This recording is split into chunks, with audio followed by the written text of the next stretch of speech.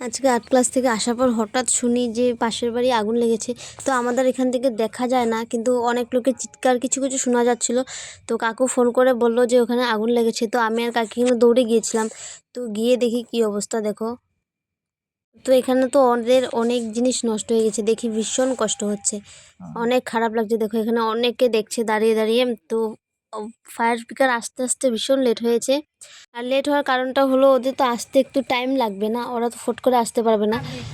তো ওরা অনেক চেষ্টা করেছে তাড়াতাড়ি আসার। তো এখানে এসে দেখো এখানে পুরো আগুনটাকে নিভাচ্ছে, কিচ্ছু বেঁচে নেই বন্ধুরা। ভীষণ খারাপ লাগছে, ওদের পুরো ঘর জ্বলে গিয়েছে। তো অনেকেই দেখছে এখানে। তো পুলিশও এসেছিলো, তো রিপোর্টাররাও এসেছিলো। তো এটা নিউজও দিয়ে দেবে। থেকে অনেক লেট হয়েছে আসতে। তারপরে এটা খবর শোনার পরে আজকে তো আমাদের রান্নাবাড়া কিছুই হলো না।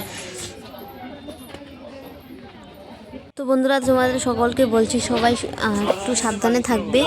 তো ওরা ঘরে ছিল, হঠাৎ করে বেরিয়ে দেখে ওদের পিছনের ঘরে আগুনটা পুরো দাউ দাউ করে জ্বলছে, কিন্তু কেউ বলতে পারছে না যে কিভাবে আগুনটা লেগেছে।